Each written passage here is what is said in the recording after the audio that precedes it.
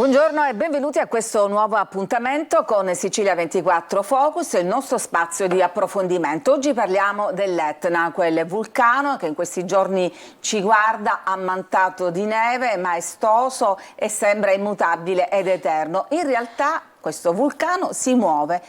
Secondo gli esperti hanno registrato uno scivolamento verso il mare del fianco orientale di ben 2-3 centimetri l'anno. La notizia non è nuova, ma suscita e continua sempre a suscitare da una parte scetticismo, meraviglia, ma anche una certa apprensione. Oggi proviamo con i nostri esperti a chiarire sia l'aspetto scientifico sia le eventuali ricadute sulla popolazione. E ne parleremo con Alessandro Bonforte, ricercatore INGV, autore di tante pubblicazioni su questo tema. Benvenuto. Grazie, buongiorno. E con Antonio Torrisi del Dipartimento della Protezione Civile regionale, che ha elaborato tutta una serie di piani proprio per prevenire e in vista di questi movimenti. Benvenuto anche lei. Buonasera a tutti. Allora, Alessandro Bonforte, intanto diciamo che questo scivolamento di cui si parla non è certo un movimento di questi giorni, è un movimento millenario che va avanti da ere geologiche che però da diversi decenni l'INGV monitora attentamente, anzi proprio tu da qualche giorno sei sceso da una nave che ha voluto calcolare anche la sua estensione fino in mare. Sì, come dicevi la notizia non è nuova, è decennale. Però chiaramente la ricerca non finisce mai. Allora, è stato definito nell'entroterra questo movimento e viene sempre più conosciuto grazie alla ricerca che comunque continuiamo a portare avanti, e la grossa incognita in questo momento, la più grande incognita, è tutto ciò che è nascosto poi dal mare. Quindi noi misuriamo questo movimento in maniera importante, appunto 3 centimetri l'anno almeno, in tempo di pace, diciamo, quindi come minimo, fino alla linea di costa. Quindi il dubbio su dove si esaurisca questo movimento è fortissimo, anche perché la definizione della geometria di questo versante mobile poi ci aiuterà a capire anche la sua natura, cioè perché si muove, cosa ha causato e continua a causare questa instabilità. Allora, intanto per noi che non siamo addetti ai lavori spieghiamo che non è tutta l'Etna che sta scivolando, ma è solo il fianco orientale, cioè quello che viene delimitato da una parte, quindi tu usavi questa immagine molto chiara del cassetto, un cassetto che si apre da una parte, quindi il binario che va da Nicolosi fino ad Acitrezza, dall'altro quello che invece va da Piano Provenzana a Fondachello. Questo è appunto il versante che si muove. Ma perché si muove? Esatto, questa è la domanda da $1 milione. Ecco, intanto nelle immagini stiamo vedendo gli effetti di questo movimento. Siamo andati assieme a Trecastagni a vedere proprio su una di queste faglie. Qui c'è uno dei vostri strumenti che misura questo spostamento e vedete, si vede questa proprio breccia in un muro di cemento armato emblematico di questo spostamento. Allora ci dicevi perché c'è questo scivolamento? Allora, sicuramente è un concerto di fattori. Uno di questi è la gravità. Quindi il peso del vulcano stesso, che da questo lato, dal versante orientale soprattutto, ma in parte anche da quello meridionale, non è sostenuto dalle montagne che invece, sappiamo bene, abbiamo sul lato settentrionale, dove ci sono i bellissimi nebrodi, i peloritani, e occidentale. Quindi da questo lato l'Etna, diciamo, ha i piedi nell'acqua, nel fango, insomma, e quindi appunto non è sostenuto. E questo, il peso stesso del versante ne causa il movimento verso oriente.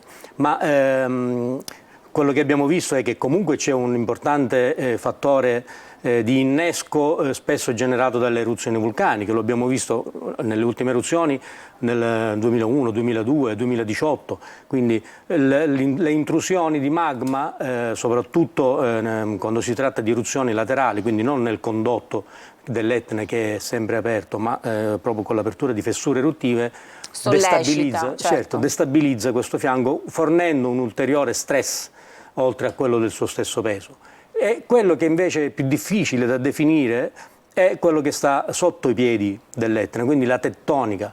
La Sicilia ha una sua tettonica regionale importante, e ricordiamo che la Sicilia è il teatro dei più forti terremoti del Mediterraneo, l'ultimo che distrusse Catania nel 1693, che si ripeterà, è indicativo di una importantissima tettonica attiva, che è attiva sotto l'Etna, che induce la sua deformazione del basamento. Quindi l'Etna ha i piedi nel fango e questo fango si muove pure. Ecco, abbiamo visto poco fa la mappa aggiornata dell'Etna, perché è vero che questo fianco si muove, ma insomma l'Etna non è una montagna, anche se la chiamiamo così, è un vulcano che cambia continuamente la sua morfologia, e quindi per esempio anche sulla vetta, nel cratere, ci sono state modifiche dopo le ultime grandi eruzioni. Adesso il cratere di sud-est è quello più alto. Sì, il cratere di sud-est adesso è la cima dell'Etna, spodestato il cratere di nord-est, che ricordiamo ha avuto i suoi anni d'oro negli anni 70 e 80, e la stessa cosa la sta facendo adesso il cratere di sud-est, e quindi con l'accumulo di materiale ha raggiunto e superato il cratere di nord-est.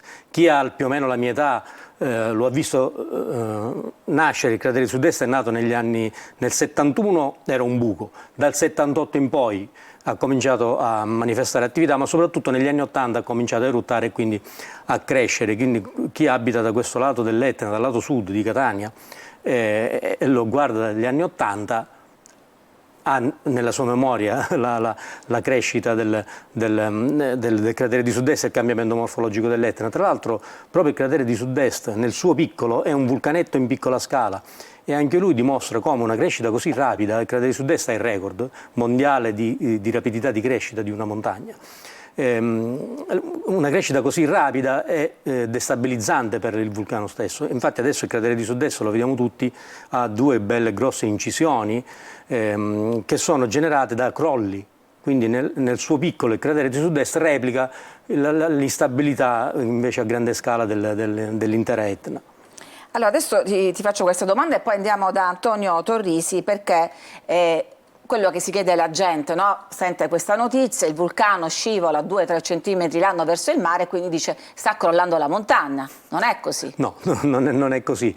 La montagna non sta crollando, è un movimento appunto lento, sono 3 centimetri l'anno, che dove questo avviene, dove questo, diciamo, dove avviene lo scorrimento, succede quello che abbiamo visto nelle immagini. Quindi proprio su queste faglie dove avviene lo scorrimento questi movimenti sono più evidenti.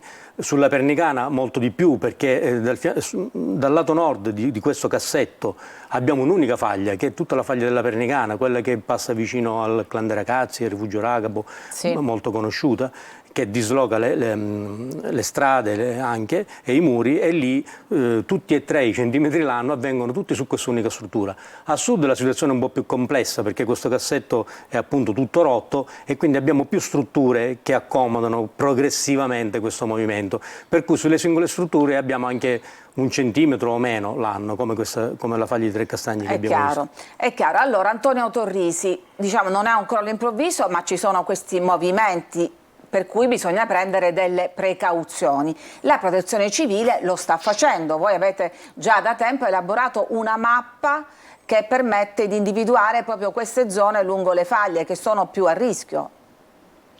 Il Dipartimento regionale di Protezione Civile, nell'ambito delle competenze che ha in tema di prevenzione e pianificazione sismica, diciamo che è impegnato sul campo già dal 2002, quando abbiamo registrato quel famoso evento di Santa Mierina.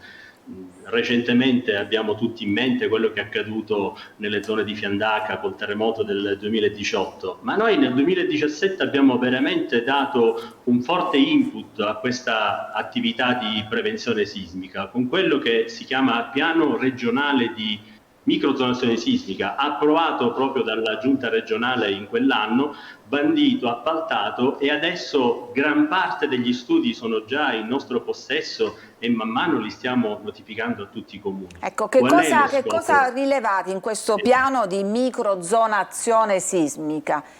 Guardi, in parole molto semplici, quando avviene un terremoto si genera un treno d'onde. Questo treno d'onde viaggia lungo la crosta terrestre.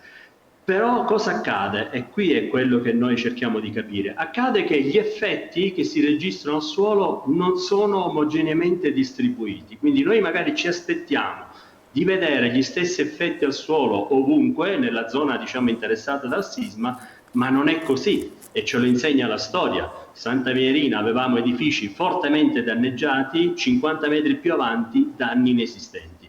Microzonare significa individuare all'interno dei comuni, dei centri abitati, delle aree omogenee in termini di risposta al sisma, cioè aree che da un punto di vista della risposta all'azione di un terremoto si comportano in maniera omogenea. Questo è lo scopo. Per tradurlo un po' vuol dire anche le zone più a rischio e quelle meno a rischio, un po' tradotto per noi. Per tradurlo significa andare a individuare quelle che sono le zone che possono presumibilmente essere interessate in presenza di un terremoto da quelli che noi geologi chiamiamo effetti di sito. Spesso un terremoto in alcune zone molto circoscritte, per fortuna, evidenzia o fenomeni di fratturazione al suolo o innesta dei fenomeni franosi, oppure quello che noi chiamiamo amplificazione sismica. Che cosa vuol dire? Vuol dire che io sento in un punto gli effetti del terremoto in maniera molto più forte rispetto a una zona magari poco distante da me. La risposta sta nel sottosuolo, nella geologia, nella complessità del territorio. E l'area etnea, come ha detto il dottor Bonforte, per natura, per la natura geologica e la complessità dei terreni, è quella chiaramente sulla quale stiamo spendendo moltissime risorse, moltissime energie. Ecco, noi siamo stati appunto con Bonforte su una di queste faglie, lo dicevamo, una faglia che sfiorava per esempio una pompa di benzina che era appunto illesa e poi invece aveva creato seri danni ad una villetta che è stata abbandonata. Quindi è chiaro, su questa faglia, sulle tante faglie che percorrono il versante dell'Etna, diciamo, chi si trova su questa faglia avrà sicuramente dei danni, un po' più a destra, un po' più a sinistra invece si viene un po' risparmiati. Sì, la faglia di Trecastagni in quel caso è particolare perché non è sismogenetica. Il sismogenetico, come dice la parola stessa, non genera terremoti importanti, in realtà li genera dei terremoti molto piccoli, magnitudo 2, 2,5, che sono percepiti, diciamo, dalle 10 case che ci stanno intorno, perché sono molto superficiali, ma il danno che crea è dovuto al suo scorrimento, che è prevalentemente asismico, quindi solo le strutture, case, strade, muri, qualunque cosa che sta a cavallo della faglia ne risente, non genera il treno d'onde di cui parlava Antonio. Quando invece una faglia sismogenetica come quelle delle Timbe, Santa Venerina, Fiandaca, Santa Tecla, tutte le faglie e la Pernicana, la parte alta, generano dei terremoti, chiaramente il loro effetto si estende ben al di là della linea di frattura. E lì interviene il piano di microzonazione di cui parlava Antonio, che è fondamentale. Ecco, dottore Torrisi, ovviamente immagino che in questo piano che voi avete messo a punto e che è quasi completo e riguarda tutta la Sicilia, se ho capito bene, ci sarà, immagino, l'indicazione di non costruire sulle faglie vere e proprie. Allora, i comuni attualmente allo stato praticamente sono completi gli studi di livello 1, sono 295, sono la gran parte dei comuni a più alto rischio sismico della Sicilia. Sostanzialmente sono quelli in cui il valore di accelerazione presunta al suolo supera un certo livello, quelli più a rischio, diciamo così. Noi ovviamente non ci stiamo fermando a questi comuni, perché il limite fra un comune ad alto e basso rischio effettivamente è qualcosa che ci lascia molto perplessi. La Regione sta potenziando il piano e quindi a breve bandiremo gli studi per avere una copertura totale di tutta la Regione, comprese le isole minori, quantomeno con un livello 1. Vorrei precisare, quando parlo di microzonazione di livello 1, che il livello 1 è il livello iniziale, il livello di partenza, basato su osservazioni praticamente qualitative che prendono spunto dai dati disponibili. Il terzo livello, che è quello top, a più alto, diciamo, come si dice, approfondimento, invece lo stiamo chiaramente per portare avanti su quei territori dove riconosciamo delle situazioni naturali legate alla pericolosità sismica del territorio che chiaramente richiedono questi approfondimenti. Una volta fatti questi studi, noi li notifichiamo ai comuni e chiaramente la nostra è un'azione di forte raccomandazione, perché poi è chiaro che a scala comunale ogni comune praticamente si completa, diciamo, l'azione con la messa in atto di quello che è il piano urbanistico comunale, e chiaramente il recepimento di questi studi spetta deve poi essere, alle amministrazioni. deve Quindi voi essere- dite ai comuni questa è una zona più a rischio, questa lo è un po' meno, individuati i vari livelli, poi tocca ai singoli comuni, se ho capito bene, provvedere di conseguenza. Il nostro compito si esaurisce lì, la nostra azione di pianificazione e prevenzione finisce lì, perché poi entrano in gioco altri rami dell'amministrazione con competenze urbanistiche ben precise, ben specifiche. Quindi diciamo, abbiamo invitato oggi qualche sindaco, ma purtroppo non erano disponibili, perché sarebbe interessante capire. So che per esempio a Cicatena, come anche a Cireale, altri comuni che sono stati fortemente feriti dagli ultimi terremoti sono stati più sensibili. Le chiedo così al volo, Catania, il comune di Catania, in quale livello è inserito in questa mappa vostra? Catania, il 21 dicembre scorso, la Commissione Tecnica Nazionale ha completato l'approvazione in linea tecnica dello studio di primo livello, quindi tutte le circoscrizioni della città di Catania sono coperte, ma mentre io le parlo stiamo chiudendo le attività che portano lo sviluppo al terzo livello di approfondimento proprio della città di Catania. Ci premo a sottolineare una cosa, che tutti gli studi di microzonazione, tutti, sono accompagnati da quella che noi chiamiamo analisi della condizione limite per l'emergenza. Una parola che sembra difficile, ma in realtà cosa significa? È uno strumento parallelo alla microzonazione che si pone come obiettivo quello di capire, studiare qual è quel momento in cui, in presenza di un sisma, quindi di uno scenario difficile con danni, il sistema locale di protezione civile regge, riesce a stare in piedi. Per essere più chiaro, è una sorta di misura della capacità di risposta di quello che è il piano comunale di protezione civile. E ahimè, questo è un argomento molto, molto complesso e delicato, perché su 391 comuni dell'isola lo scenario è molto variegato. Ci sono comuni con piani di protezione civile abbastanza evoluti, aggiornati, altri dove invece ancora c'è davvero tanto da fare. Noi con questa analisi abbiamo voluto dare un ulteriore aiuto e supporto alle amministrazioni comunali, perché laddove emergono delle criticità, lì si ha il dovere di intervenire e quindi rivedere la pianificazione comunale. Assolutamente, questa è una cosa molto importante, appunto, della prevenzione. Noi ci fermiamo, adesso c'è la pausa per la pubblicità, torniamo tra pochissimo.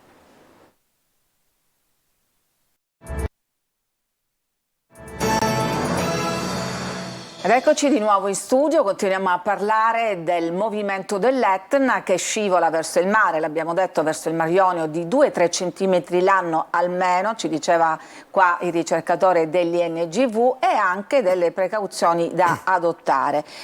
Bonforte, voi avete studiato, dicevamo in apertura, questo movimento anche sottomarino, perché appunto, perché questo versante scivola? Perché ha i piedi appunto a mollo nel mare, e siete stati in una missione navale per 13 giorni. Che cosa avete trovato? Fino a che punto arriva questo movimento? Ancora il limite non lo abbiamo trovato. Purtroppo a mare non si può avere una visione d'insieme come facciamo nell'entroterra con i satelliti, ad esempio, no? E quindi diciamo le ricerche sono sempre molto spot.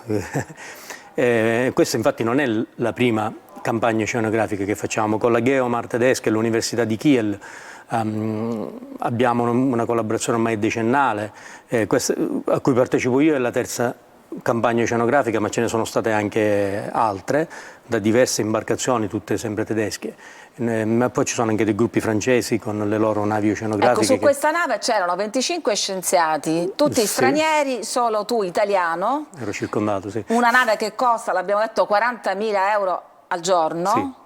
Finanziato un progetto europeo con il contributo del governo tedesco. Sì, cioè la ricerca sull'Etna, che è il nostro vulcano, e noi abitiamo ai piedi di questo vulcano, in realtà è finanziata dal governo tedesco, che è molto più interessato a studiare questo fenomeno. Vabbè, questo è il tema della ricerca nazionale, chiaramente. Certo, no, questa ricerca sì, perché la Germania ha questa bella flotta di navi oceanografiche attrezzatissime, molto moderne, anzi questa qui dove sono stato io è la più vecchia, se vogliamo, è quella che mi piace di più, quella che ha un po' più anima.